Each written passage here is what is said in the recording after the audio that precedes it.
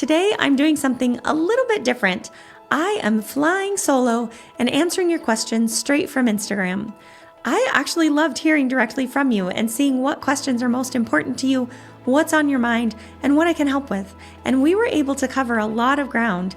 We talked about how to approach healing when you feel overwhelmed by the number of things going on and how to take this simple approach to get feeling better.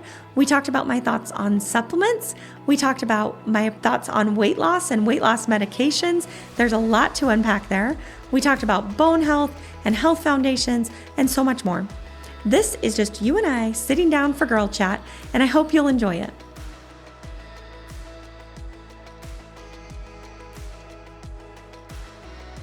First of all, thank you so much for sending in so many good questions. It was fun reading through them. I really wish it was like you and me sitting down with a cup of tea or, sitting by a pool or going for a hike or something that we could just sit and chat. But as it is, I hope you're doing one of those things, and I'm going to answer some questions for you. So I'm going to jump right in. I hope that this is helpful for you. If you like this style of episode, please let us know so that we can do more of it. We want it to be as helpful and as enjoyable as possible. So I'm just going to dive right in and get started with some of these questions.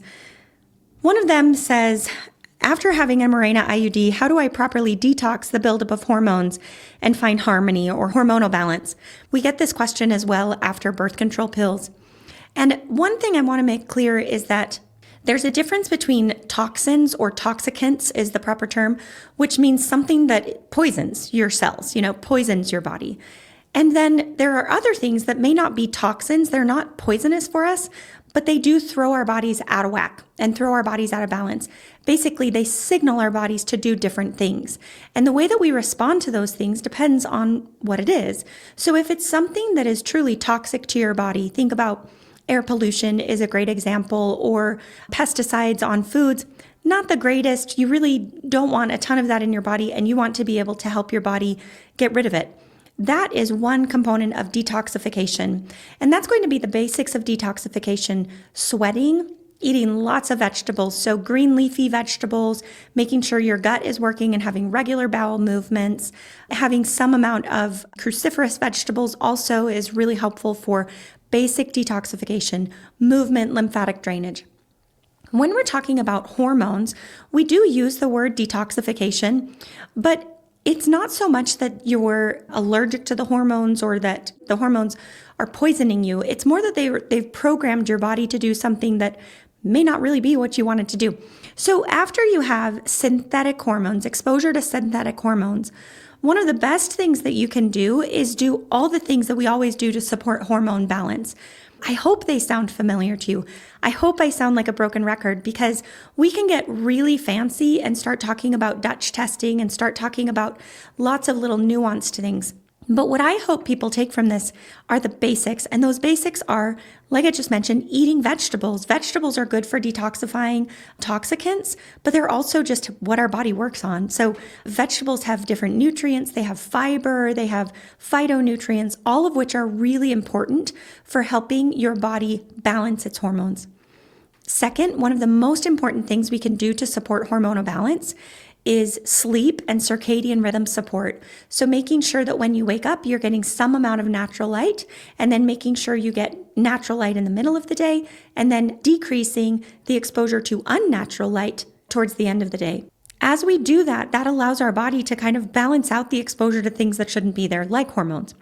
Those are two of the most basic things we can do. Really support a good nutrient diet. Really make sure that your circadian rhythm and your sleep cycles are doing great. Also, stress is important to make sure that you are recovering from stress appropriately, because stress really specifically affects the hormonal interplay between our adrenal glands, our ovaries, our brain. So stress is not just like a good idea to manage. It's literally programming your body to respond as if, you're being attacked by saber-toothed tigers. And that means that it's going to turn down any hormonal support. It's going to turn down reproduction, because why would you want to have babies or make babies when you're running from saber-toothed tigers? You wouldn't. And so when we're in states of high stress, then it will shut down our hormones. And that's probably the thing that I see almost more than anything else. Making sure that you're well nourished and not in a state of caloric restriction for a prolonged period of time. Really important for hormones to feel like they can contribute kind of an expensive process to the body, meaning having periods and having cycles and especially having babies is quite energy expensive in the body. And so if the body wants to feel safe to have really great hormone cycles, then it needs to have enough of everything, but especially nutrients and energy intake. So making sure that you're not overdoing it on exercise and not underdoing it on nutrition. Those are sort of the basics for coming off of any sort of synthetic hormone. Now, specifically, we know that birth control pills especially will contribute to depletion of certain minerals, especially zinc and magnesium, maybe B vitamins as well. And so if someone's coming off of a birth control pill, that's one of the things that we'll recommend is really boosting those nutrients. The IUD we don't know about as much. I think some people definitely get the IUD out and do just great. They go right back to their norm. If not, the only other thing I'll say about this is think back to how your cycles were before you had the IUD, because if they were perfectly normal and then you had the IUD and then they're not coming back, then it leaves some room to explore things and figure things out. But if your periods were terrible before the IUD and then they just went away with the IUD and then they're terrible after, well, that just means you didn't fix anything. It's not the IUD's fault. You just didn't fix anything of the hormones and the periods to begin with. So hopefully that helps answer that question. Next question, why is it not recommended to work out while fasting? And I will say, I get the other question, why should I not eat before I exercise? I've heard both. Some people really advocate for working out fasted because it keeps you in that state of fasting and that state of repair and growth a little bit longer. I think there's not enough data, first of all, to really know this for women, because I think it varies greatly between men and women, or can vary greatly between men and women. For most people who are studying metabolic health in women, they will recommend not fasting before exercise. This is where we get into a gray zone and get into nuance. I think the context of what's going on in your health matters. If you are absolutely exhausted, you're stressed to the max, you're not eating enough, you're stressing the body out by trying to lose weight and calorie restricting, and then you skip food and then go work out really hard. That's like stress on top of stress on top of stress to the body. And the body generally is not going to respond to that by way of like, let's get better, let's get stronger. Instead, it's going to say, oh gosh, we're in danger. Let's shut down. Let's shut down everything. We're going to shut down reproduction. We're going to shut down digestion. We're going to shut down growth and muscle building, because how could we be building muscles when we're in so much risk? So that context really matters. Now, if you take someone who has been well fed, they have eaten a really nourishing, whole foods, healthy, nutritive diet for years. They've been working out for years. They make sure to get good sleep. They are making sure to recover from stress. If you take someone like that and then they fast before a workout, they're going to handle it better. Their body's just going to take it as one more stress. Well, the body has kind of a cumulative amount of stress it can handle. So if that's a little stress, but the background is not a lot of stress, then the body probably is going to handle it better. That being said, the bulk of recommendations that you will see is don't work out fasted, especially not with a bunch of caffeine on board. And that's because of our adrenal glands. Our adrenal glands are what are supplying cortisol and some of our hormones. And if those adrenal glands are feeling like they're in a state of insufficiency or that there's a lack or a danger, then they will withhold. They're not going to keep up with you. On the flip side, sometimes they will overcorrect. So you're feeling stressed, you fast, and then you go work out. They sometimes will ramp up cortisol for people, and it definitely can contribute to fatigue, I think to overall wear and tear on the body. So that's why we say don't fast and then go into a workout. You really want to have some food. Now, we can also get into the more scientific reasons behind this of muscle building, that muscle building needs a certain amount of priming, of fueling before you work out to get those benefits of muscle fueling. We did a great episode on this with Dr. Keegan Ziemba a few episodes back, and that would be a great one to listen to if you're particularly interested in building muscle. There's lots of specifics that go in to optimizing our bodies to be able to get stronger. Our bodies kind of go through phases. One of them is like survive. Don't die. Another is like play dead, where you say, I am in so much danger that all of my systems are going to shut down. Some people call that adrenal fatigue, which is a misnomer, but I call it play dead. It's sort of when the programming of the body says, I better shut down. I better just wait till later. And then you get to states of safety where the body actually wants to grow and wants to get stronger. And we have to make sure that we're supporting the body to be able to get to that state. And that's, hint, the state that we want to be in. We want to be in a state where our body feels safe enough that it can grow, that it can repair, that it can heal, that it can age well. All of those go hand in hand. So check out that episode if you want more specifics there. Okay, another question that we got are, what about omega-3s? Are those good to take daily? I don't think the data is absolutely the best data of anything we have out there, but it's reasonable. I think it's reasonable. One of the things to know is that omega-3s, so this is what you find in fish oil or cod liver oil or fish, with omega-3s, the quality really matters. So if you get a poor quality omega-3 or you buy an omega-3 that's been sitting in a crate somewhere out in the sun, then there's a higher chance that it can be rancid, and rancid omega-3s can be quite inflammatory for your body. So the quality matters. You really want to make sure that where you're buying your omega-3s, it's, you know, kind of what the shipping is and kind of what the packaging is, which is kind of annoying, but it does matter for omega-3s. Otherwise, omega-3s have been linked to lots of benefits. One of the big benefits that I use it for frequently is mental health. So high-dose omega-3s, especially when someone's dealing with depression, can be really beneficial. There may be some benefit to cardiovascular risk with omega-3s. They can be very anti-inflammatory. So in states of inflammation, really using the omega-3s to calm down the inflammation can help. And there's more. We're also trying to balance out our omega-6s with more omega-3s. So omega-6s are not all evil, but those are the ones that are typically coming from other sources that we try to avoid generally, like canola oil or different oils like that that are a little more inflammatory. Some omega-6 is necessary in the body. You just don't want too much. So taking omega-3s can help balance that out. It says, I'm going to make sure I get the right end of that scale of omegas. The next question is, what's the number one thing that I recommend for bone health? And then it says, okay, number 2 and number 3, please. So for bone health, I think one thing that I frequently have to correct with women is that calcium is the number one thing that we do for bone health. The current guidelines actually don't emphasize it as much as the old guidelines do. Don't get me wrong, calcium is very important for bone health, but most of us are getting enough calcium from our diet. And even people who say, well, I don't eat dairy, so I'm not getting enough calcium. I don't know about that. Check your diet. Google what food sources are high in calcium, because you will find that chances are you're eating a lot of them. Dark green leafy vegetables are a great source. So if you're not eating a lot of them, then eat more of those and you'll be fine. So I do think calcium is important, but I don't usually recommend a calcium supplement unless you've done a blood test and you know your calcium levels are low, or, you know, there's other reasons. If all your nutrients are low because of poor gut absorption, or you have many food restrictions and you're not able to eat foods high in calcium, but usually I don't supplement. So the number one thing I do recommend with healthy bones is vitamin D. So making sure your vitamin D level is good and that you're supplementing if needed. The second thing I would recommend is putting strain on your bones. Appropriate amounts of strain continuously over years can be really good for bone remodeling. Everything in the body is cause and effect. So the body is super cool, and it has lots of ways to sense what's going on around it and then to respond to do more of that thing.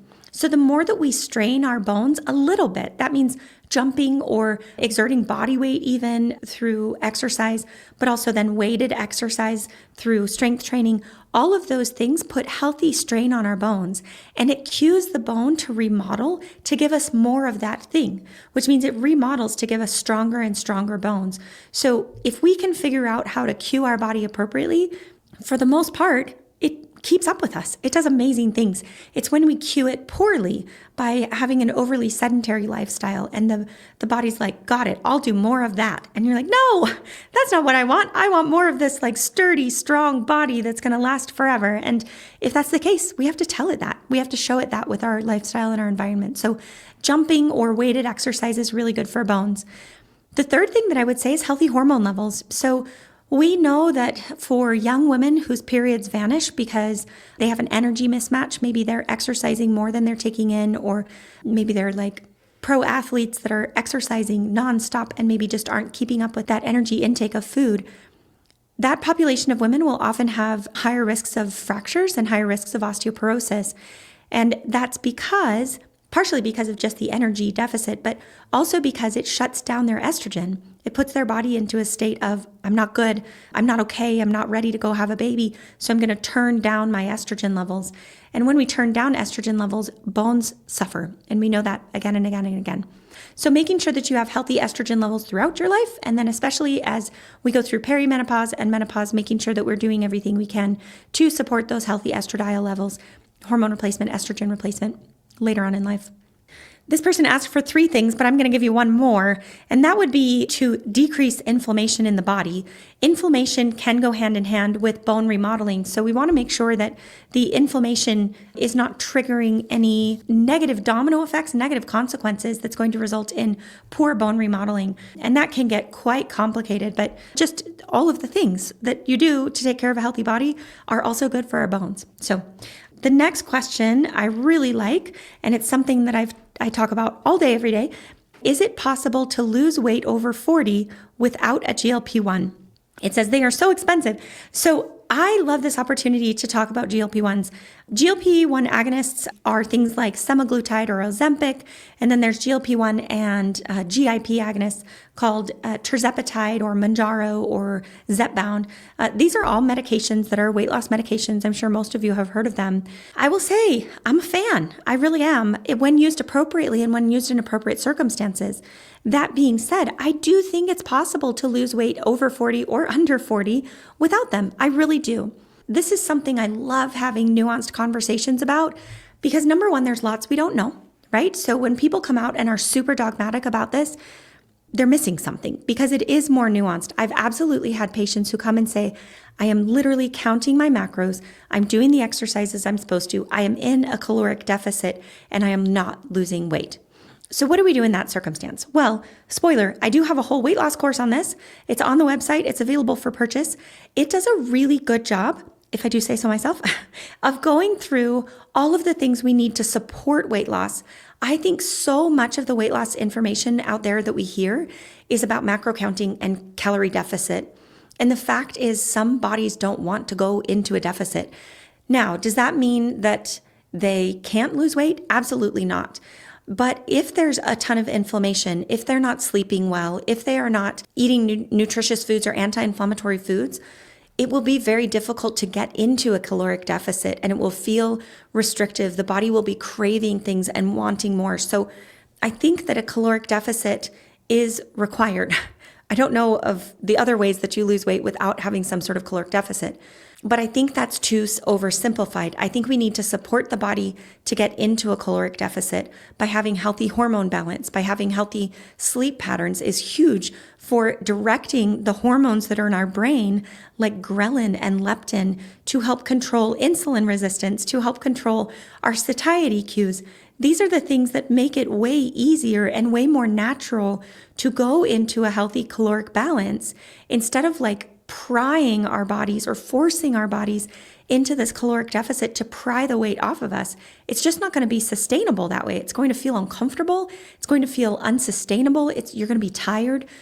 So that weight loss course goes through a lot of this of how do we prep the body for weight loss and for, whatever we need to do at the end with macros or caloric deficit.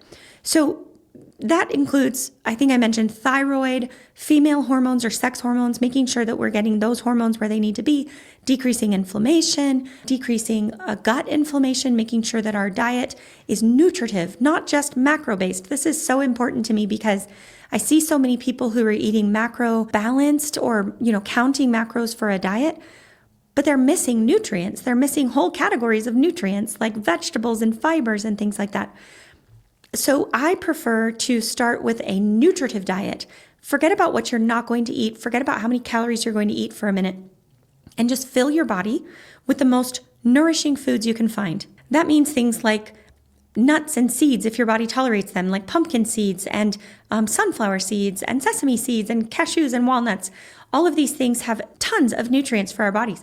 Vegetables like cruciferous vegetables, antioxidants like beets and blueberries and raspberries. All of these foods have healing benefits for our bodies, which make it more adept at letting go of calories. If the body's in a state of inflammation, if the body is in a state of lack, so if you are eating the right macros, but you're missing minerals or you're missing antioxidants or you're missing fiber, your body is not going to be happy about letting go of calories. So you're going to feel it. You're going to get headaches. You're going to get fatigued. You're going to get appetite cravings, something like that, which is one of the reasons it is so difficult to get into a deficit, to do macro counting. So that's kind of the way that I first prioritize weight loss outside of GLP-1 agonists. Now, I will say there are lots of people who come to me and they say, I get it, but I've tried and I've tried and I've tried, and I just haven't been able to do it. So I am always a fan of saying, well, let me help you. Like, how can I help you? There's lots of ways to do it. Working with a health coach, we have great health coaches that specialize in weight loss and really do a wonderful job, available on our website. We also have a dietitian who can sort of go through your food with you and say, how do I do this? Like, I know what I'm supposed to eat, but when I sit down to do it, I don't know what to shop for. I don't know what to prepare. I don't know what to plan. There are definitely resources out there to start there. So that's one option. Another option that can be helpful is something called the fasting mimicking diet. The brand is Prolon, but there are other ways to do it. But the fasting mimicking diet can be a good reset for people. That's something that it is a very specifically calculated macronutrient diet that you do for 5 days, and then you eat your regular diet for 25 days. And you do this for 3 cycles. And some people will find that to be a really nice metabolic reset because it's very helpful for blood sugar. So if you have insulin resistance and your blood sugars are all over the place, it's going to be difficult to lose weight. It's just going to be harder. But if you can get blood sugars stabilized before you try to lose weight, that can help. Now, that's a catch-22, right? Because if you're struggling to lose weight because of insulin resistance, but insulin resistance is making it hard for you to lose weight, and the weight is making it hard for you not to be insulin resistant, it just goes around and around, which is honestly why I have so much compassion for people who are struggling with this, because it is a little bit of an unfair mix. You know, your body is not working how it's supposed to work. So it doesn't respond to the same thing that everyone else is doing. That doesn't mean that macros won't work. It just means that if we can get the insulin resistance down a little bit before getting to macros, that the body's going to feel better. It's going to accept it better. It's going to just more naturally eat the foods that feel better. So you really want to get that insulin resistance down first. And the fasting mimicking diet is one really great way to do that. It can also help with inflammation. So there are a couple other ways like that you can support losing weight without a medication. Like I said, the weight loss course that I do goes through all of this. We have a great episode we've done before with Ben Bickman, who's a PhD, who talks a lot about insulin resistance in such an easy to understand, straightforward way. So you can check out that past episode. But overall, the first thing I would say is yes, absolutely there are ways. I think there are good ways to do it, meaning you want to do it the right way. You want to go in the right order. I recommend going through and decreasing inflammation, getting nourishment on board, making sure you're getting enough vegetables, enough fiber, enough protein, enough healthy fats before you ever try to cut anything out. And then the other stuff will just fall off the end very frequently. I think of it like a conveyor belt. If you just keep stacking the good on, I think it's going to be way easier to get the bad out than if you start with stuff on your conveyor belt that's things like Doritos and Oreos, and you just take that off. There's nothing on your conveyor belt. You're going to be hungry. You're going to have cravings. You're going to be inflamed. You're not going to be knowing what to eat. So don't worry about the Doritos and the Oreos to start with. Fill your body with healthy foods and you will find that the cravings improve. Now, partially, we think about these GLP-1 agonists. GLP-1 is a receptor that's in our gut and throughout our body. And the medications cling to that receptor and turn it so that it says, I am now full. Well, there's other things naturally that do that, mainly food. Like vegetables. So eating those good things first is going to naturally help decrease inflammation, improve satiety, and help give you some of those wins as the medications do. But let me now talk to you honestly about these medications. When I initially started my practice as integrative women's health, I thought maybe these medications wouldn't be in alignment with what I was trying to do, right?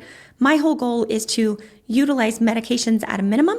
It's to use lifestyle and food as medicine. It's to help the body behave as naturally as possible.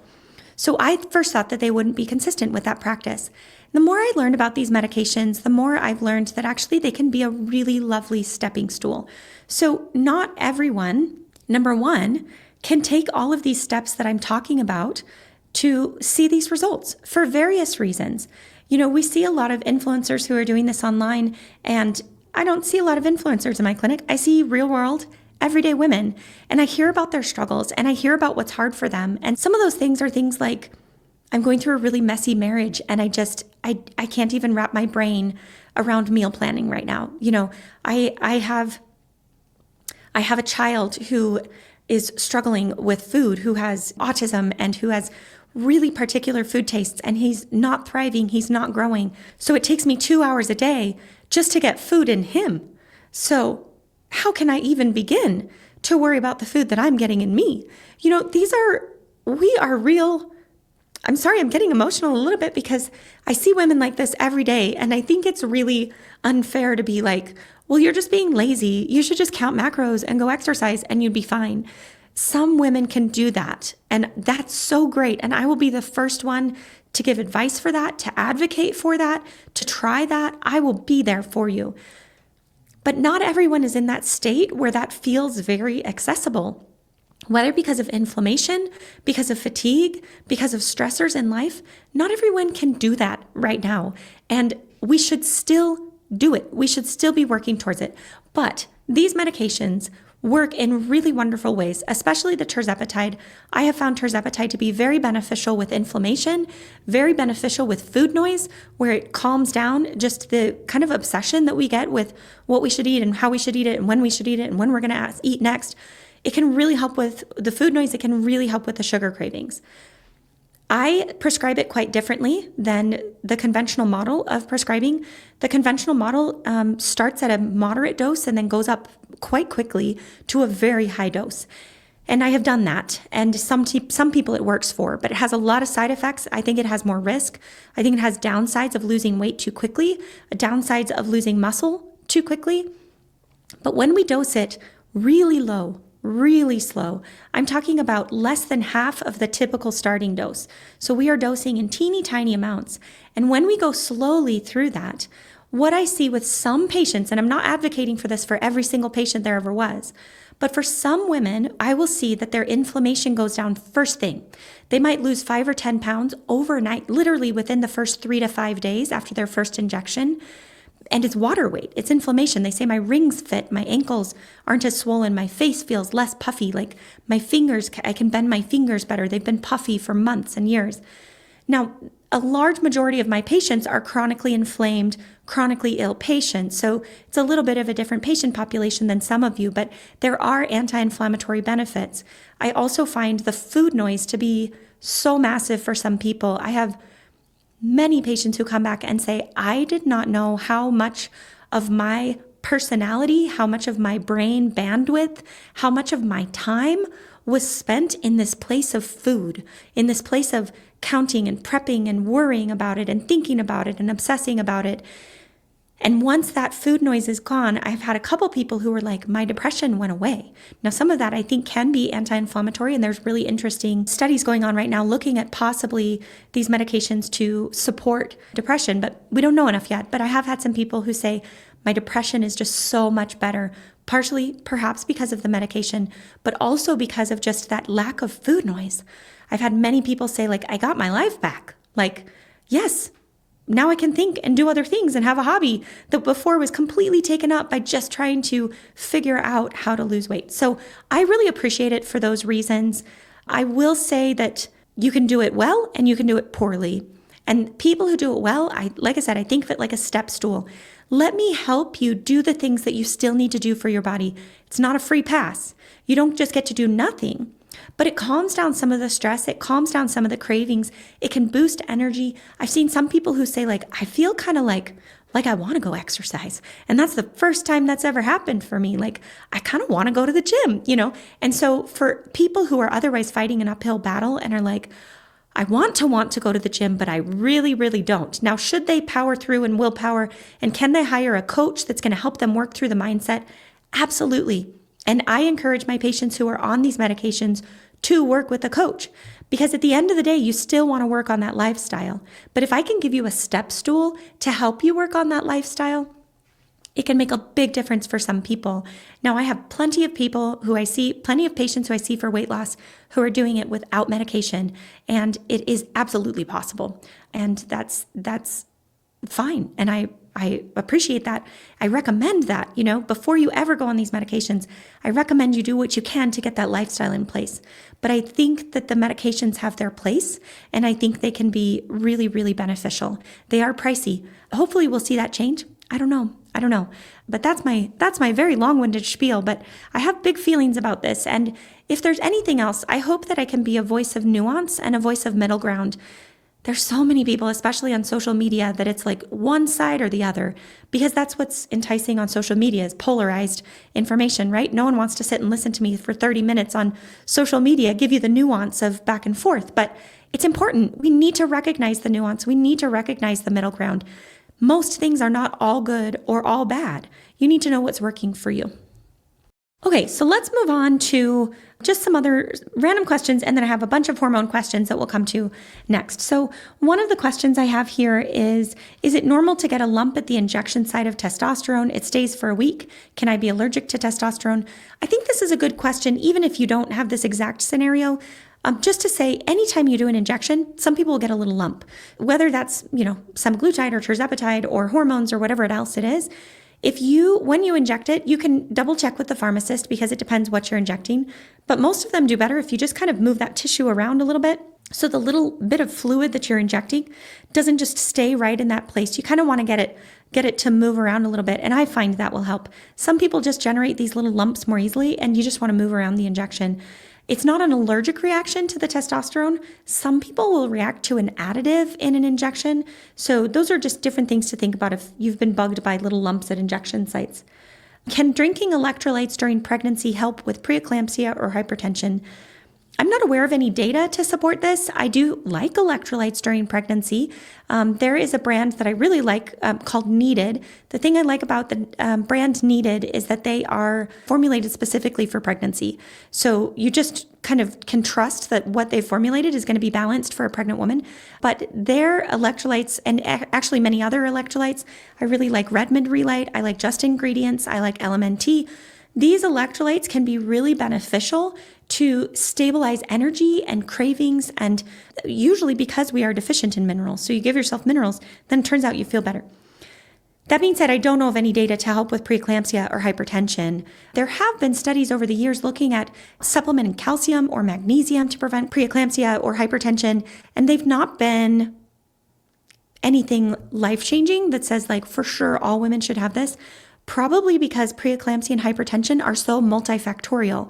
So should we have enough magnesium and potassium on board for pregnancy? Yes. I'm going to say that confidently. Yes, we should. Will we have healthier pregnancies if all of our nutrient needs are met? Yes, I'm going to say that confidently. This is exactly why we do preconception consultations with patients, so that you can figure out what your nutrients are and what your needs are before you get pregnant to hopefully decrease the risk of pregnancy complications. There's no data on that. Like, what would happen? What's the study where we like take women before they get pregnant and we optimize their health and then they get pregnant? Do their pregnancy complications go down? There's not nearly as much data as there should be. There are some researchers studying this right now, looking at just basic support during pregnancy, like vitamin D and iron and a couple other things that are showing really promising results. So I digress, but the point is, I don't think we have the data right now to figure preeclampsia out fully.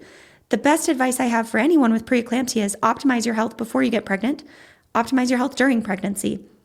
And then there's some specific things that we can look at on a case-by-case basis, but that's sort of the general things. So making sure that you have enough minerals, like in an electrolyte replacement, I'm a fan. I'm a fan. I think people feel good when they have what they need.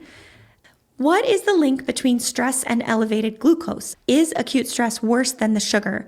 So this is a really great question, and this goes back to my cave woman metaphor. So many of you have heard me talk about cave women, right? Our bodies were built and designed to be quite primitive, not to be exposed to all the weird things that we're exposed to now. They were built to be very simple, to be surrounded by nature.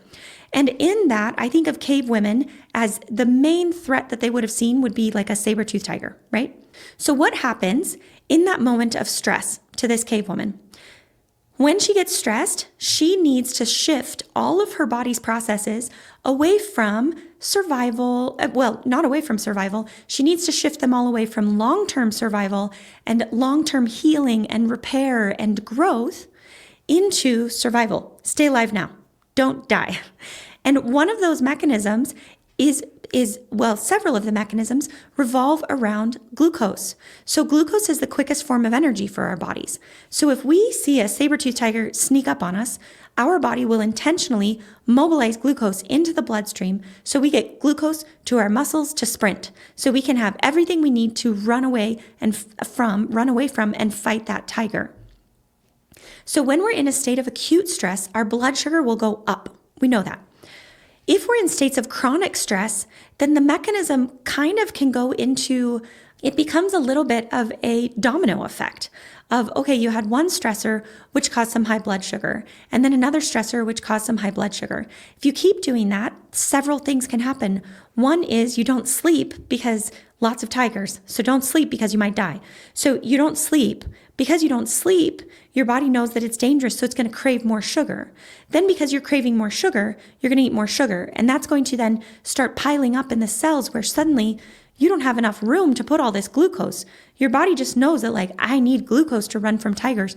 So it starts getting a surplus of glucose on board, which then causes its own domino effect of increased fat cells and worsening blood sugar regulation, et cetera, et cetera, et cetera. So having stress acutely does spike our glucose. Is that bad? Not necessarily. Like, if you're running from a tiger and you use that glucose to run from the tiger, problem solved. You're net neutral now. If you have chronic stress, that can really set off a very undesirable domino effect. One of the parts of this question is acute stress worse than sugar?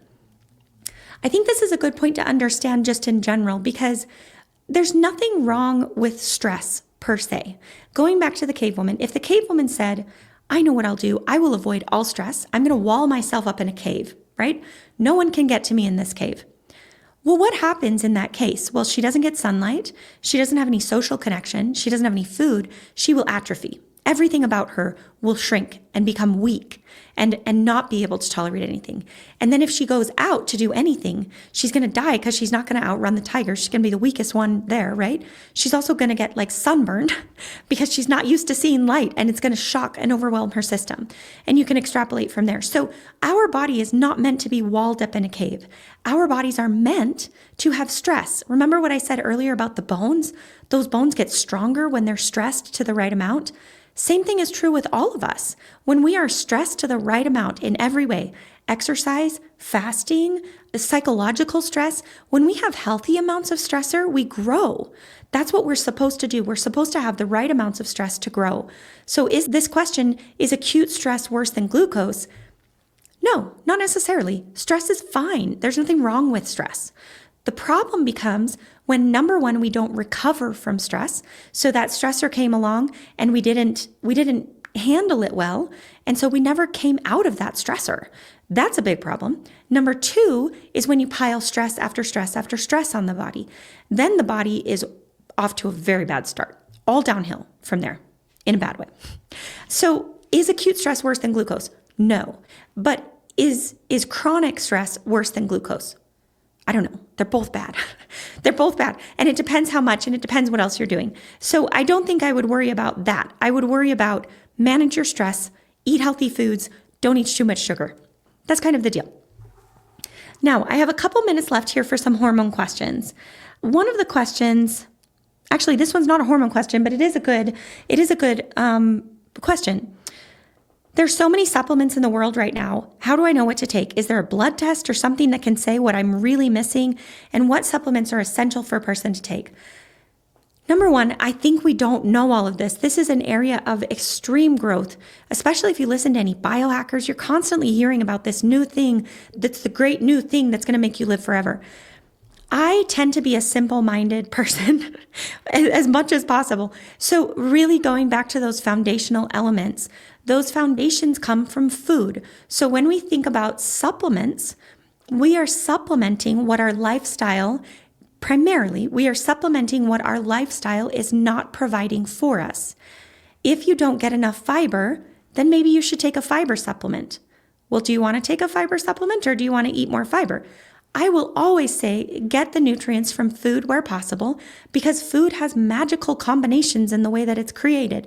So food comes with fiber and phytonutrients and other vitamins and minerals that work really well synergistically in our body when we have that whole food, as opposed to when we take a fiber supplement and a magnesium supplement and a vitamin C supplement. So I'm a big fan of food first.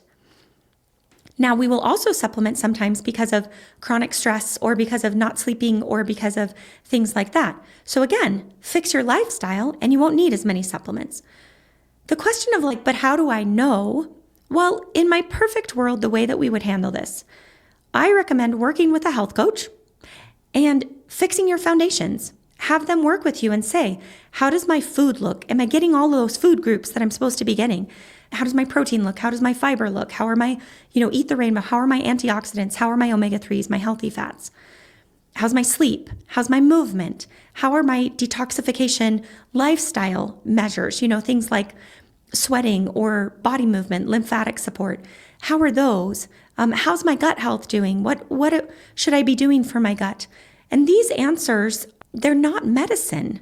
They're just lifestyle. It's just that our culture has complicated this. So what should have been very natural is now not natural.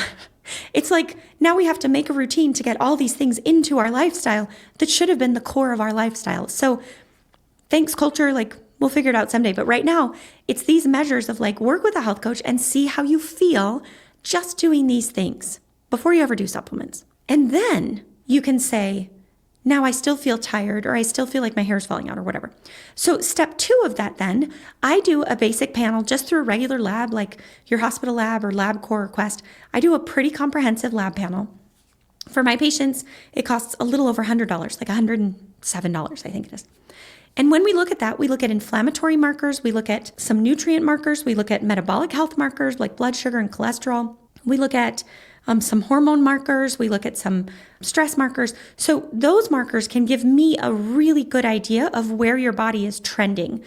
We offer a visit in our clinic called the Health and Wellness Visit that we offer that lab panel and then a review of those lifestyle measures.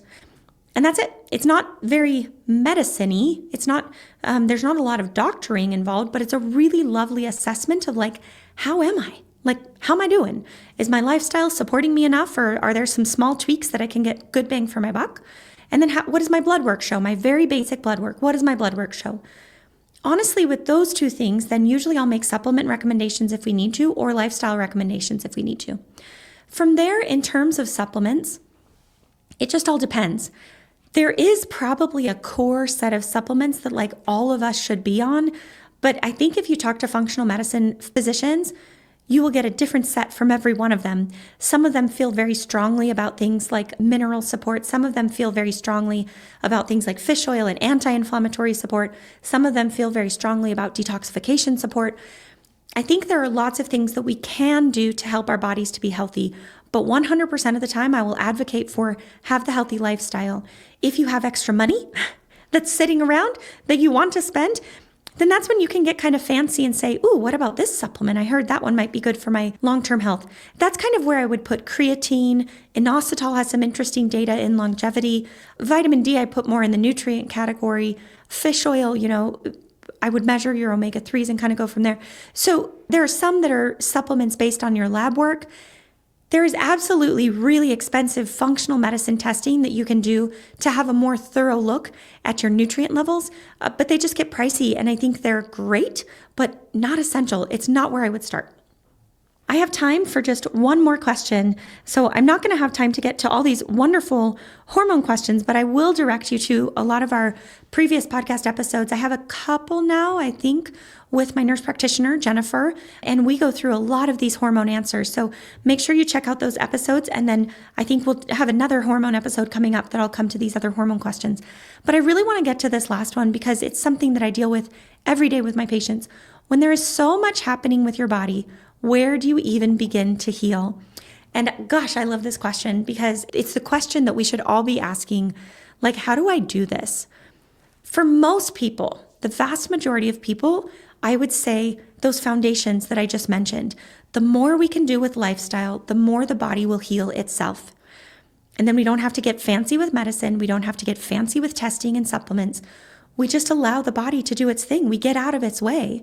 So we do that by getting to bed on time and eating vegetables and eating healthy, nourishing foods and not eating foods that our bodies don't know what to do with, like Doritos. I guess I shouldn't call them out. I actually really love Doritos. I loved them for a long time, but they're made of things that our body doesn't really know what to do with that. So it can program the body to have to work harder to deal with stuff and to program our bodies to be in different trends than what we want. We want our bodies to be in the most natural mechanisms possible. And we do that by giving our bodies the most natural cues possible. Food that comes out of the earth, and then we eat it. Like simple, simple, simple. So when we're dealing with so much happening in the body, I always recommend starting there. I will say that even people who have a ton of symptoms, many of them will get rid of at least half of the symptoms just by going on a super nourishing anti-inflammatory diet. That can be really good data for you. It doesn't mean that you can never have a Dorito again, but it can be a really helpful reset to say, like, let's take it down to the basics and see how good I feel. And then you can experiment with, like, okay, if I have a really lovely weekend with, my anniversary, I'm going to go have dessert and a rich meal and I'm going to feel fine about it, but I'm not going to do that every day. So I would start with the basics.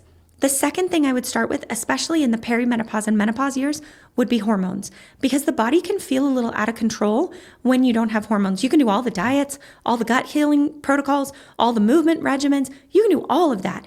And if the body doesn't have hormones, it sometimes feels really bad. So really getting into foundations and then hormones is where I typically will start. Now, when I start with a patient, I want to hear every single one of their symptoms. I want to hear when it started. I want to hear what makes it better and worse. I want to hear how they all fit together. And that's helping me put together puzzle pieces in my brain so I can hopefully direct you. So the third thing that I would say, after you've dealt with your foundations or started down that road, and after maybe you've dealt with hormones, is to then get someone who understands this so that we can really, you don't have to reinvent the wheel on your own. This stuff is hard. This stuff gets complex. And so to find someone to help you with it is really valuable. There are lots of folks out there who are sort of functional medicine fans. They're practitioners, but with various states of education, and they often will have sort of a niche. And I would be mindful of those people who are like, I help you fix your thyroid.